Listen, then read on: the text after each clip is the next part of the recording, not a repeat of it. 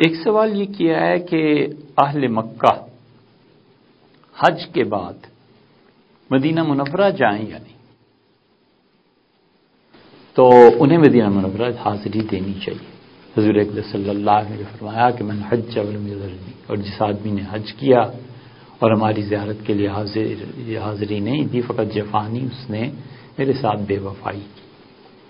تو رسول اللہ صلی اللہ علیہ وسلم نے کہیں بھی اہل مکہ کو استثناء نہیں دیا۔ حضور اقدس صلی اللہ علیہ وسلم نے کہیں بھی اہل مکہ کو مستثنیٰ قرار نہیں دی۔